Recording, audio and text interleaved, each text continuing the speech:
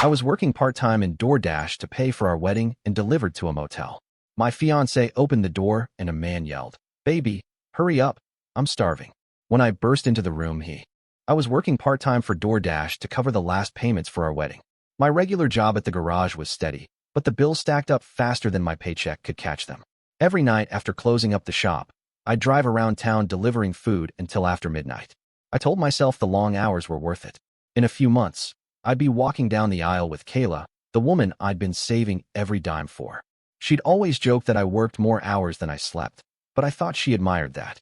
That night started like any other, wind rattling through half-empty streets, the smell of rain clinging to the air. I'd finished 3 deliveries already and had one last order before I planned to call it quits. The pickup was from a late-night burger joint on the west side, a place that stayed open for truckers and night shift workers. When I checked the order name, I blinked twice. It said Kay. I almost laughed at the coincidence.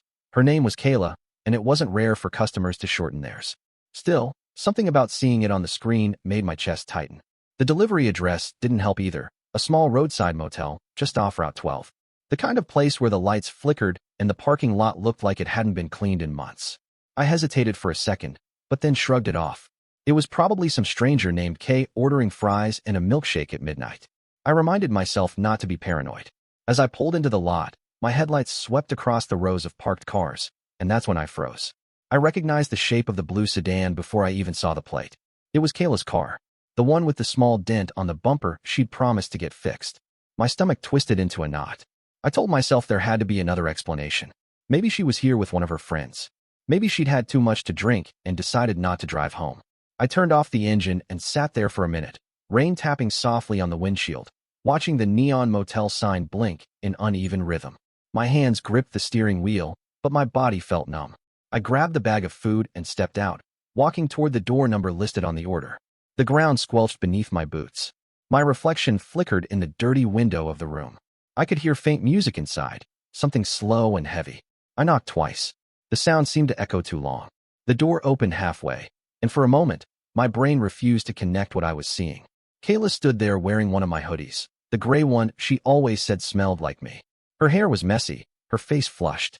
Behind her, a man's voice drifted from the room, casual and careless. He said something about being starving, about her taking too long. The words hit me like a physical blow. I looked past her shoulder, and the rest came into focus.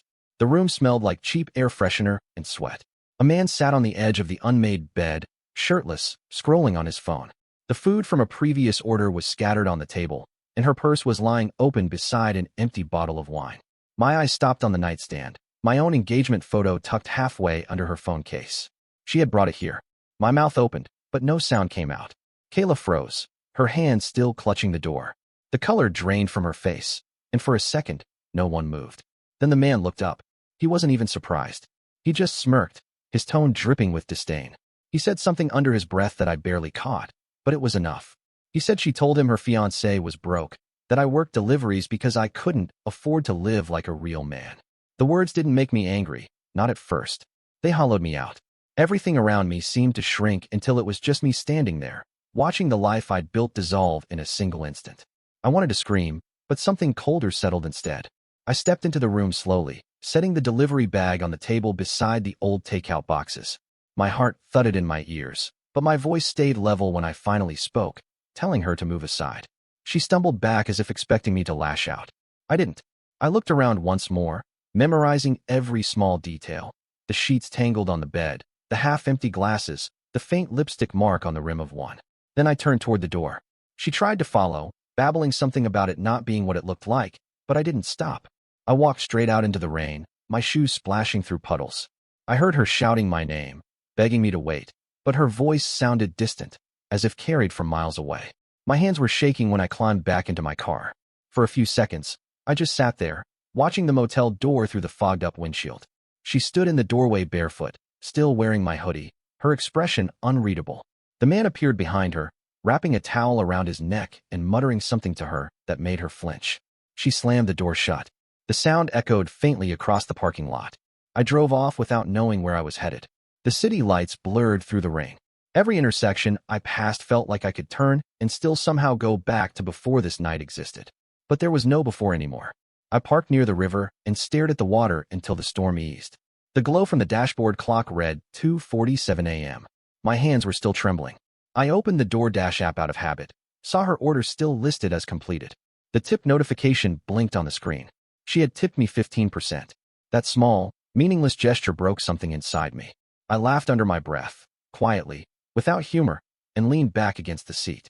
My mind drifted to all the nights I had stayed late at the garage, all the mornings I'd left before sunrise so she could sleep in. Every moment I thought I was doing something for us.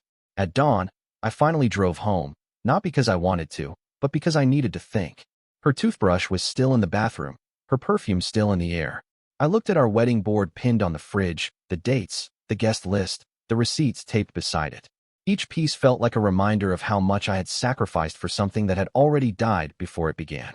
Sleep never came that morning. I watched the sun rise through the blinds, the light stretching slowly across the empty living room. Somewhere in the distance, a car door slammed, and it startled me more than it should have. I realized I was waiting for her to come home, even though I knew she wouldn't. By afternoon, I felt the exhaustion crash into me all at once. My phone buzzed over and over again on the counter. Messages from her, voicemails, apologies I didn't need to hear. I didn't respond. The only thing I did was open the bank app and look at our shared wedding account. The balance glowed in green numbers. Half of it had come from my overtime, my side work, my nights spent delivering food to strangers. I stared at it for a long time. Then I transferred everything into my personal account, leaving the joint one at zero. That night, I got another DoorDash request. I accepted it without thinking. Same app, same town, different route. My reflection in the rearview mirror looked older, harder. I pulled away from the curb, the sound of rain returning as if nothing had changed. But everything had. By the next morning, the world felt like it was made of glass. Every sound echoed too loudly. Every thought felt sharp. I hadn't slept at all. The sunlight pushed through the curtains like an intruder, too bright for the emptiness that filled the room. My phone kept buzzing, calls, texts, long messages I couldn't bring myself to read. I let it vibrate until the battery died. The night before kept replaying in fragments. The hoodie, the voice in the room, the smell of wine. Every time I thought I had seen everything, another detail returned to haunt me. The reflection of my own photo on her nightstand. That was the one that stuck. She had taken a piece of me there, carried it into that room like a prop. I sat at the table and stared at the list of wedding expenses pinned to the fridge. The florist, the venue, the honeymoon deposit I had just paid last week. Everything was under my name. I had worked 2 jobs for nearly 8 months, pulling 16-hour days, thinking I was building a life with someone who believed in me. All the while, she had been spending my weekends away in motel rooms that smelled of cheap wine and betrayal. By noon, she found me. I heard the knock and didn't need to look through the peephole to know it was her. The knocks came fast, uneven, like she was panicking. I opened the door because I needed to see what kind of person could stand there after what happened. She looked smaller somehow. Her makeup was smudged, her eyes red, her hair tied up in a messy bun. She said she hadn't slept either. I didn't answer. She kept talking, saying she was sorry, that it wasn't what I thought. The words fell in circles. She said they had met by accident at a bar. She said she only went to the motel because she was confused and didn't know how to tell me she needed space. I didn't speak until she ran out of excuses. Then I told her I wanted to meet her later that day. Somewhere public. Somewhere she couldn't rewrite what happened. She hesitated, but agreed. I told her to meet me at the wedding venue at 6 o'clock. That was where everything between us had started, and it was where it would end. The venue sat on a hill outside town, a glass hall surrounded by trees. It looked surreal in the evening light, like a place built for another couple entirely.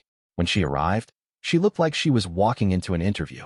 She wore one of her nicest dresses, probably thinking it would soften me. I stood near the edge of the room where we had once tested the acoustics for the ceremony music. She started talking again before I could say anything, her voice trembling. She said she didn't love that man, that it was just a mistake, that she'd been lonely because I was never home. She said she missed us. I listened without interrupting. Every sentence sounded like a practice defense, one she'd been rehearsing all night. When she finished, I asked her one question: if she remembered ordering food that night. She blinked, confused. I told her I was the delivery driver who had handed her that bag, and that the app timestamp had recorded everything, from my arrival to her signature. Her lips parted slightly, realizing there was no way to twist it now. Then I told her something else, something I hadn't planned to say. My dashcam had been recording the entire time. DoorDash required it for driver safety, so every delivery automatically captured video from the moment of pickup until the order was dropped off. I hadn't thought about it until hours later when I checked the app and saw the file saved automatically to the cloud. The camera had caught the door opening, her standing there in my hoodie, and the man's voice calling her baby. Her eyes widened as if I'd struck her. She asked if I had watched it. I told her I didn't need to. The sound was enough. The silence between us stretched for a long time. Then she said something that made my stomach turn. She claimed it was my fault, that if I hadn't been so obsessed with money, she wouldn't have felt so alone, that she only met Eric because he offered to help with her student loans while I was too busy saving for a honeymoon. I didn't know which part disgusted me more, the justification or the fact that she spoke of him like he had done her a favor. I told her the wedding was off. Her face went blank at first, like she didn't process it. Then panic set in. She said we couldn't cancel now, that her family would be furious, that people would talk. I didn't respond. I walked past her to the counter where the venue contracts were stacked and pulled out my phone. With a few taps, I canceled every payment linked to my card. I had made sure all the deposits were under my name. She realized what I was doing and tried to grab the phone from my hand, begging me not to ruin everything. But the transactions were already gone. I turned to leave. She called after me, saying she only did it because she thought Eric could help her out of a temporary mess that she had planned to tell me eventually. The words didn't matter anymore. When I reached my car, the first drop of rain hit the windshield again. The storm had returned, quieter this time, but persistent. I drove aimlessly for an hour until my phone buzzed with a notification. I didn't recognize the number at first, but when I opened it, I froze. It was a social media post. A photo of Eric, shirtless, lying on a motel bed, the same one I'd seen last night. The caption read, "Good night, baby." There was no tag, but reflected in the corner of his sunglasses was something unmistakable. The small silver necklace I'd given Kayla last Christmas. My jaw tightened until it hurt. She had left my house begging for forgiveness and had gone straight back to him.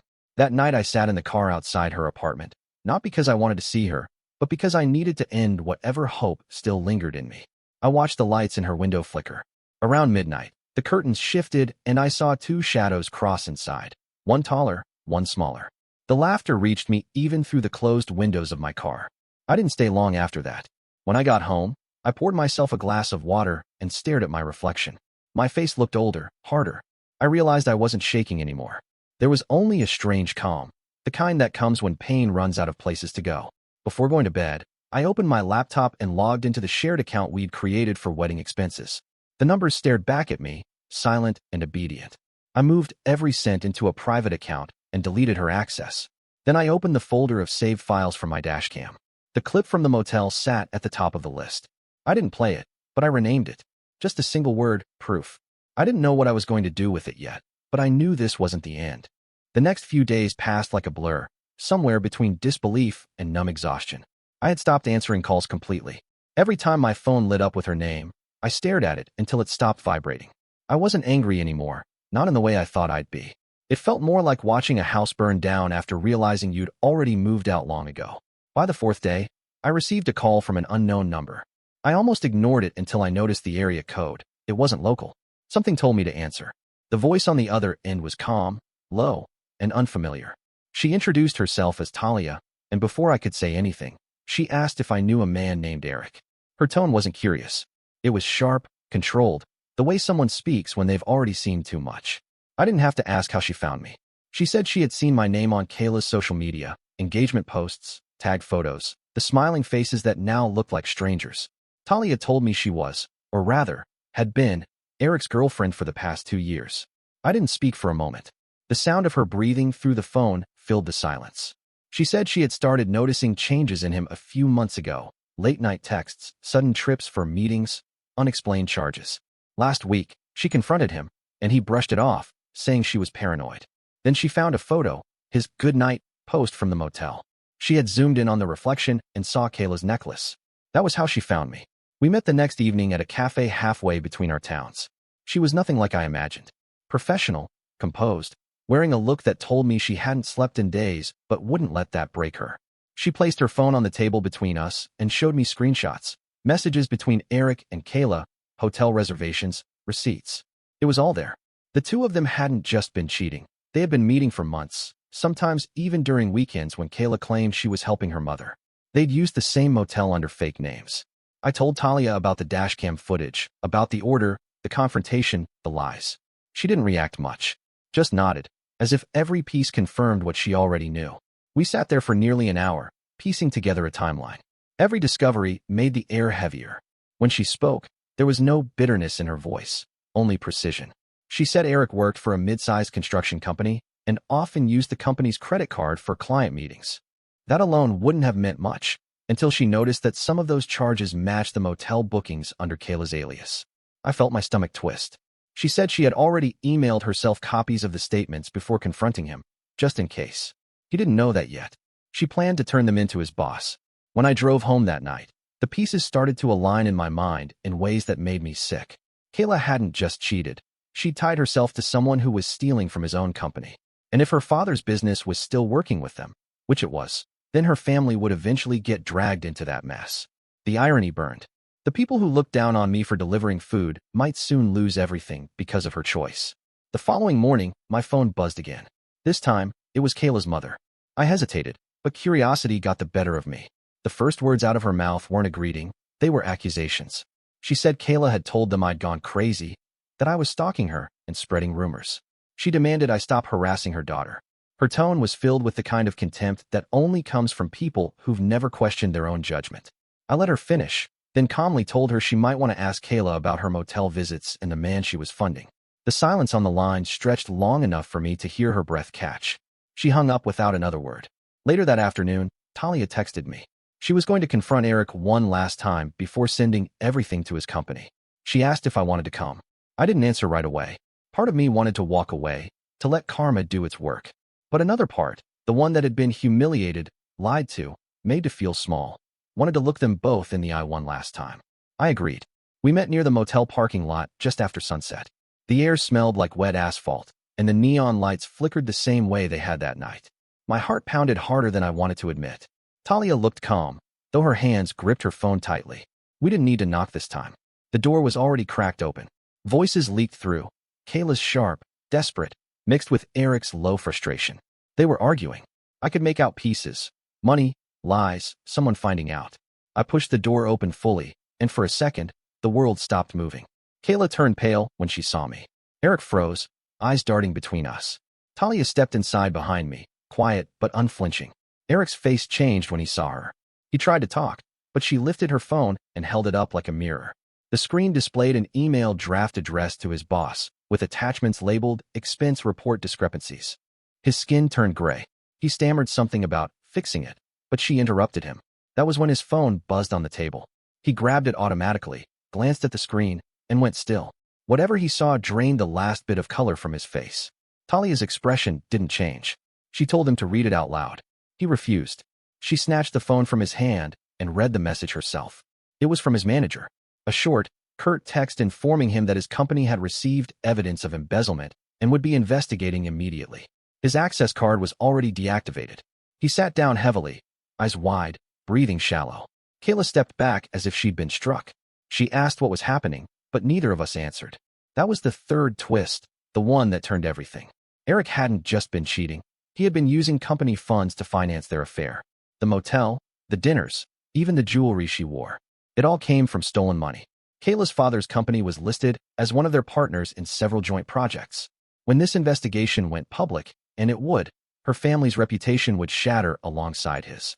She looked at me like she finally understood the magnitude of what she'd done. I didn't speak. There was nothing left to say.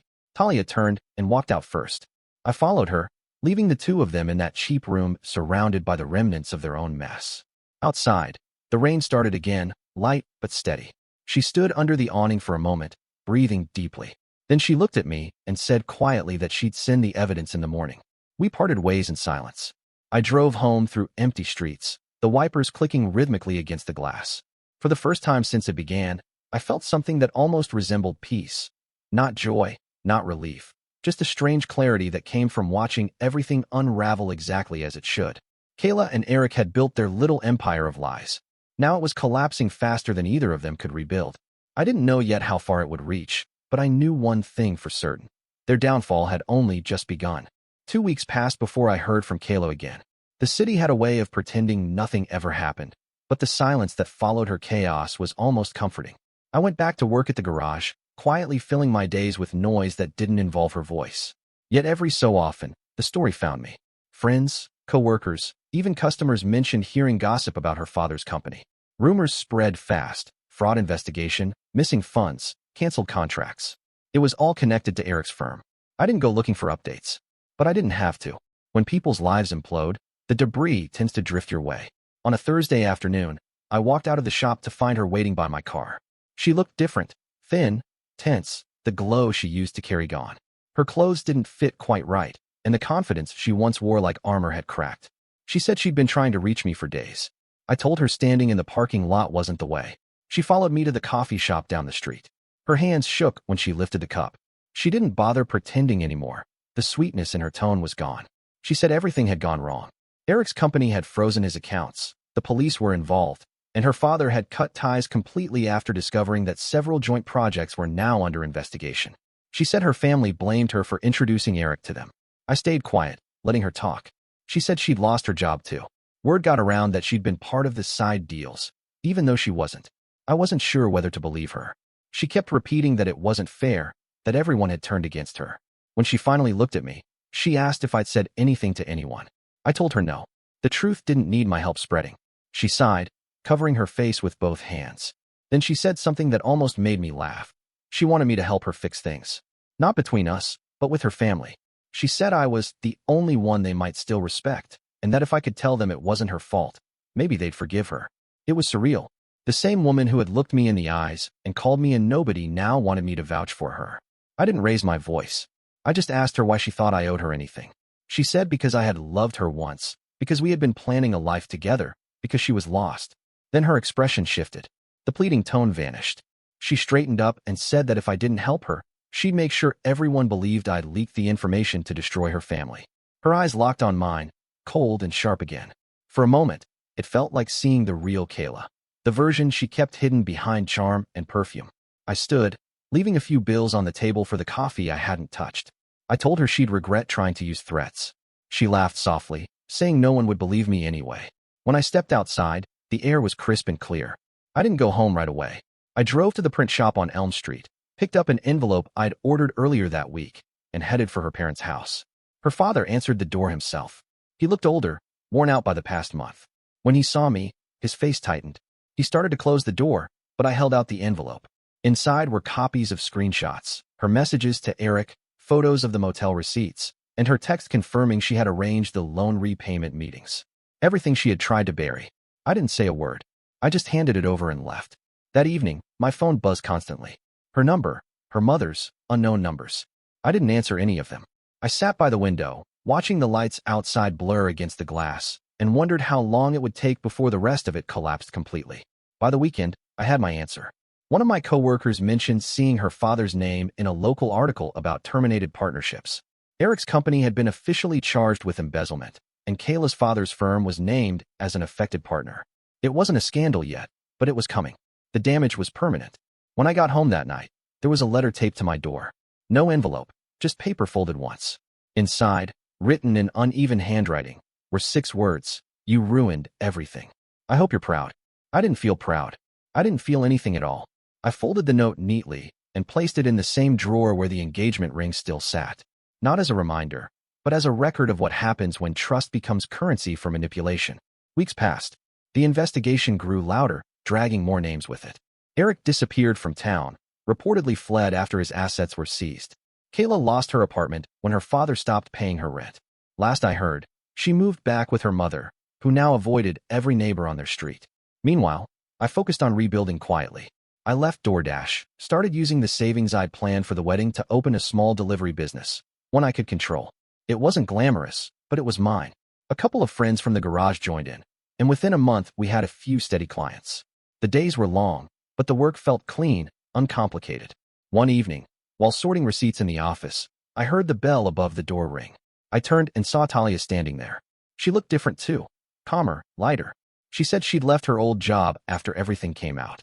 Eric's company had collapsed completely. She smiled faintly and said she thought about trying delivery work for a while, something that didn't involve offices or lies. I told her she was welcome to join us. There was a quiet understanding between us, built not on pity but on the strange bond of shared wreckage. 2 people who had both been burned by the same fire and somehow walked out of it still standing. Later that week, as I made a late delivery across town, I passed the same motel. The neon sign still flickered, vacancy glowing faintly through the drizzle. For a second, I slowed the car. The lot was empty except for one lone sedan. Different model, different world. I drove on without stopping. That moment told me everything I needed to know. I didn't need revenge to feel closure. Watching her life unravel under the weight of her own choices was enough. Months later, I received one final message from Kayla. It was short. She said she was sorry, that she'd lost everything, that she hoped I'd found peace. There was no anger in the words, no manipulation, just exhaustion. I deleted it without replying. Peace didn't come like a reward. It arrived gradually, in the quiet routines that replaced the chaos. Early mornings at the shop, evenings spent running deliveries with the new team, nights that ended in silence instead of argument. Sometimes, when I locked up the office, I thought about how small decisions build or destroy entire futures. A single delivery order, a single motel, a single lie repeated often enough to sound like truth. And how sometimes, fate doesn't punish loudly. It just waits for you to trip over your own mess. I didn't need her to see what she'd done to me. Life had already shown her. And for the first time in years, the future didn't scare me. It felt open, empty in a good way, like a road at dawn after a long night, still wet from rain, but leading somewhere new.